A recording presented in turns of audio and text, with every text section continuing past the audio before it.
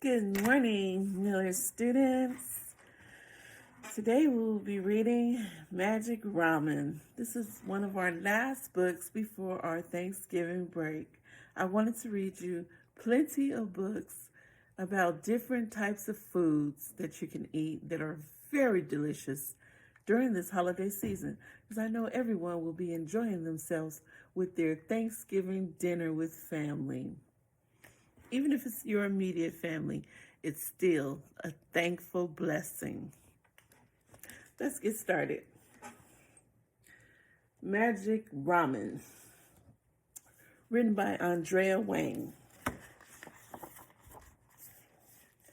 Magic Ramen. The story of Mamafuku Ando. Mamafuku Ando picked his way through the rubble on his way home from work. Even though World War II had ended over a year ago, much of Osaka, Japan still lays in ruins.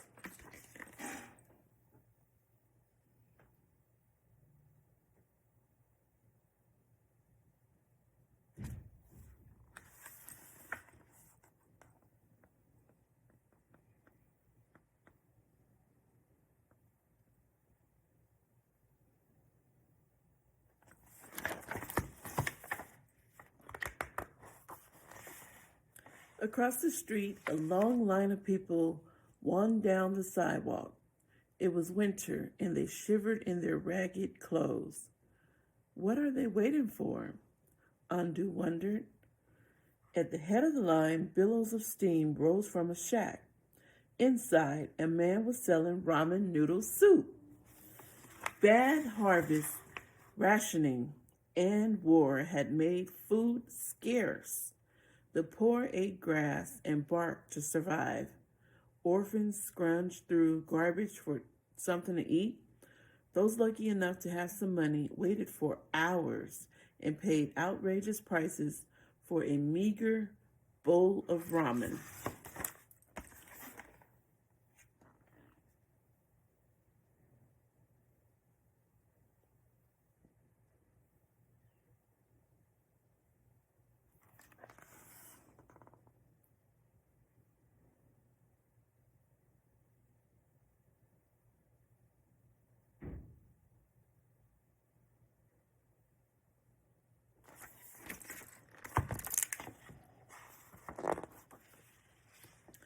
Andu went home, but he couldn't forget the hungry people. The world is peaceful only when everyone has enough to eat, he realized. Andu decided that food would be his life's work. He started a business making salt. He caught and dried fish. He created nutritious food for people who were sick. With every new product, every new job, and every new business, Andu thought about the line of starving people.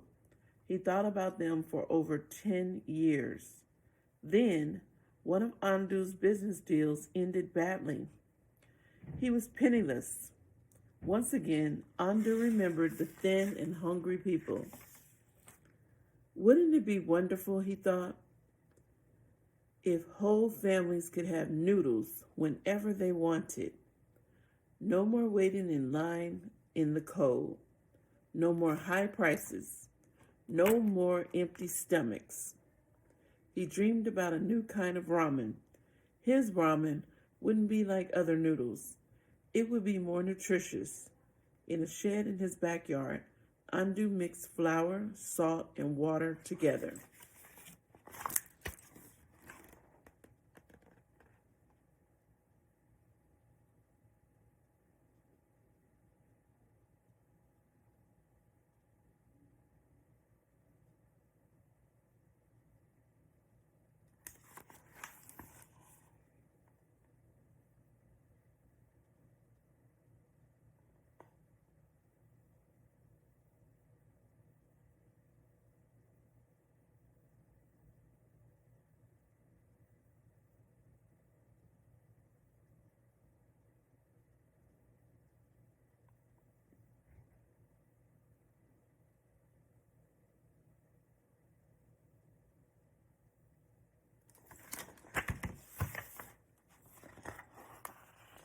He added eggs.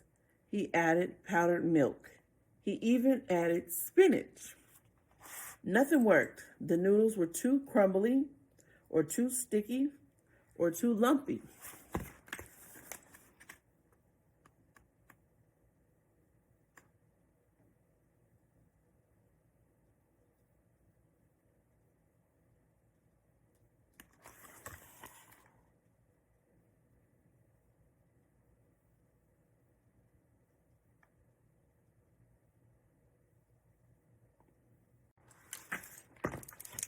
Andu kept experimenting with different ingredients.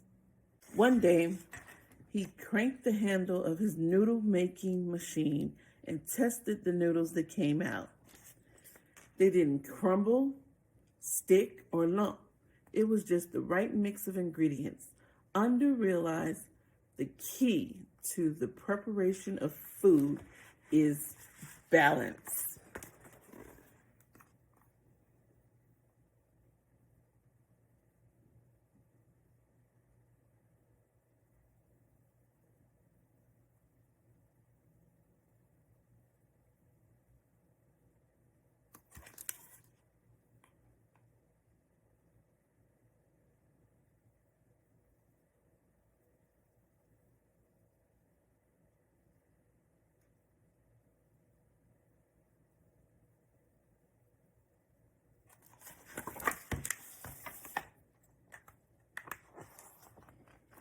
But what was ramen without soup? Andu remembered the cold and hungry people. Chicken soup warmed up cold bodies, but took hours to make. His ramen would be tasty and easy to cook. The simple addition of hot water would release flavor from the noodles and turn it into hot chicken soup.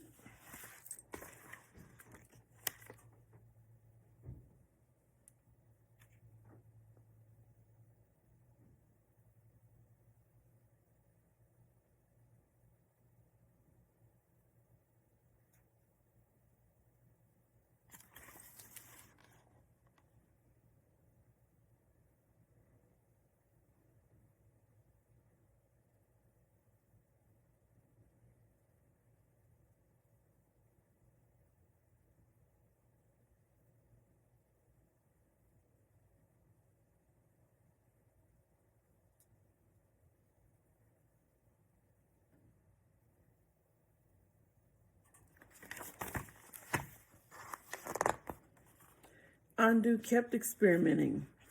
He used chicken soup to make the dough. He brushed seasonings onto the noodles. He dipped the noodles into soup. Once again, nothing worked. The noodles were too brittle, or too soft, or too soggy.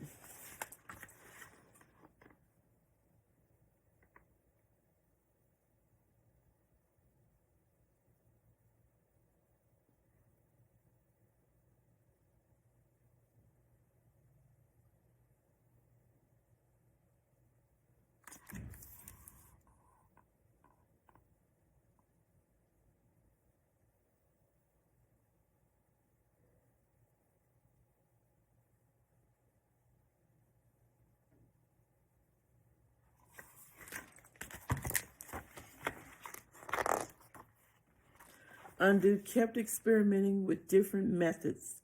One day, he sprinkled noodles with soup from a watering can, then tossed and separated them. The noodles soaked up the soup and dried. It was just the right procedure. He added hot water to the dried noodles and stirred. The water now tasted like soup.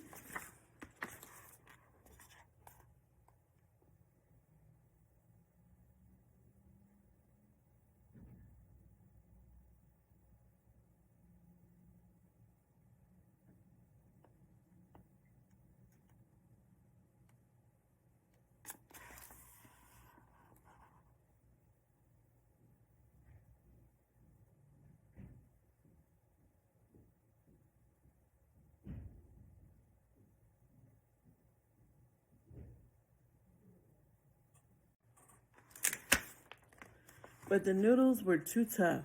They still had to be cooked on a stove. Andu remembered the tired and hungry people. He wanted his ramen to be fast and convenient. It could be made with hot water and in a few minutes. People should be able to make it anywhere and any time. Day after day, Andu experimented. Night after night, he failed. Month after month, he kept trying. Nothing worked, but he did not give up. Key.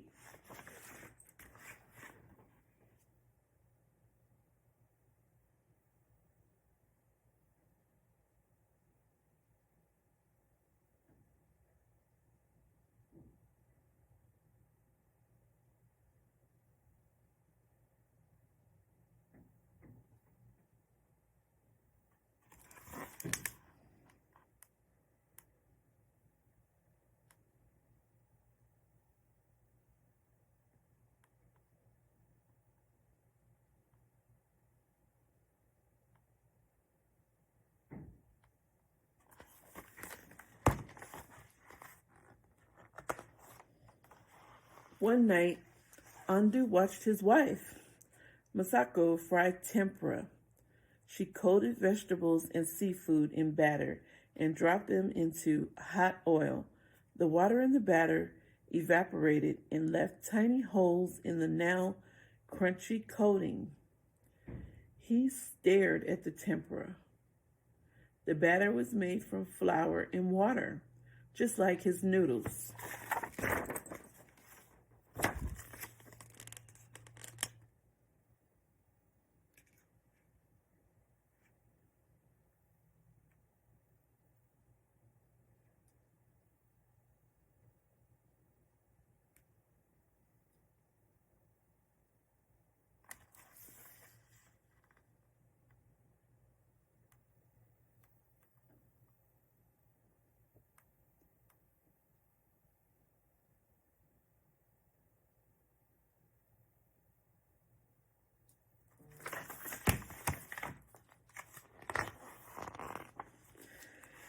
Yada! He cried. That's it! He raced to his shed and threw some noodles into a pot of hot oil.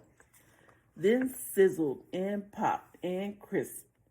Andu scooped the fried noodles out of the oil and into a bowl. He added hot water and waited. The water seeped into the tiny holes and softened the noodles.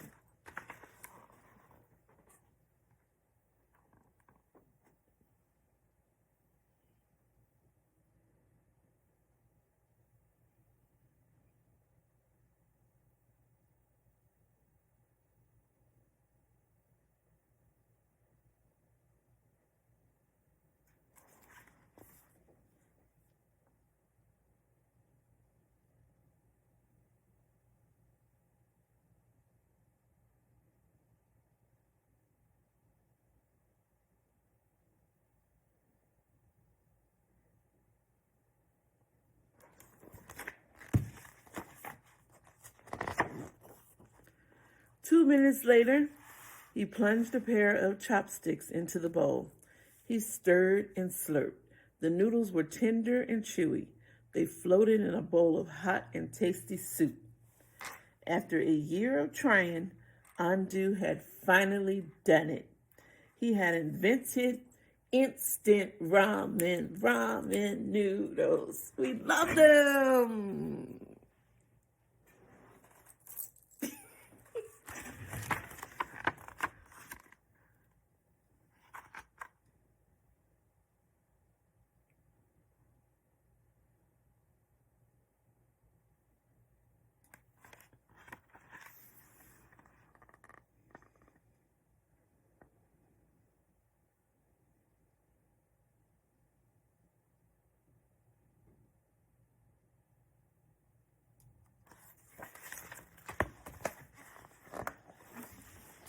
Andu worked hard to make enough instant ramen to sell. The whole family pitched in. Masaka, Suma, Kuki, and even little Akimi. Andu gave demonstrations. He poured hot water. He waited 2 minutes. Mahu no ramen. The astonished customers exclaimed, "Magic ramen!"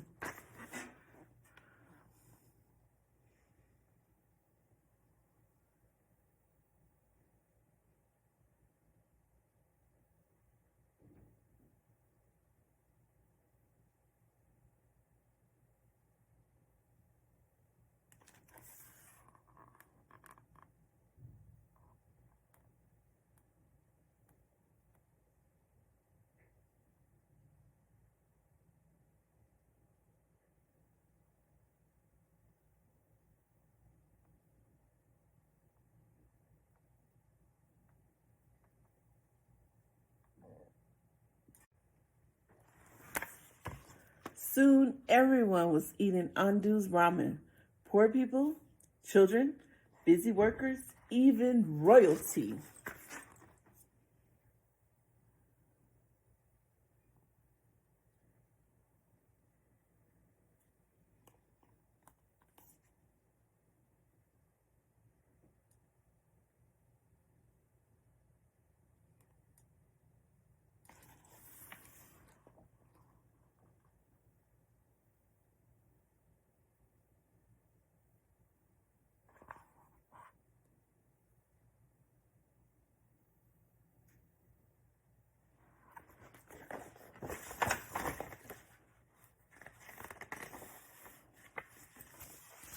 Andu's ramen was nutritious, tasty, and convenient. Thin, cold, tired, and hungry people ate it and felt better. Andu smiled. Peace follows from a full stomach, he said. Ever since Mamafuku, Andu and his backyard invention have fostered peace, one bowl of noodles at a time.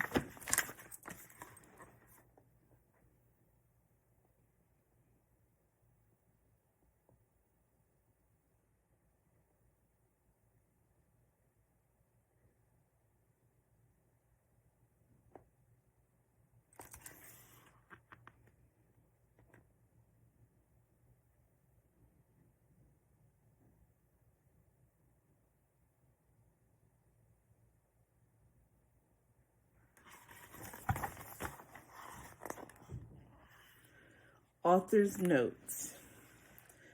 In this book, we follow the Western custom of presenting a person's full name with the given name, first name, followed by the surname, family name. For Mamafuku, Andu, his given name is Mamafuku and his surname is Andu. Why is he referred to as Andu throughout the story? In Japan, most people are called by their surnames. First names are usually only used for children and among family members and close friends.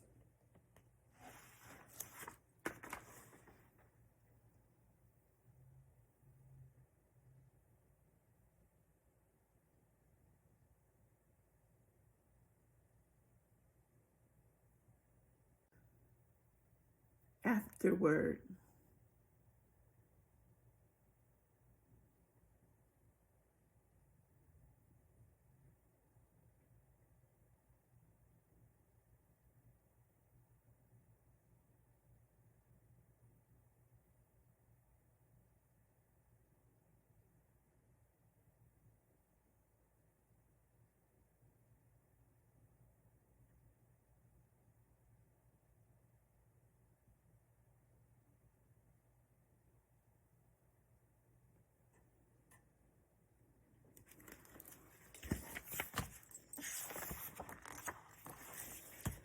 The end.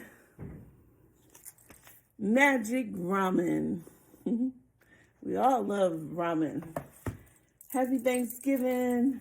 Ramen is life. Have a great one.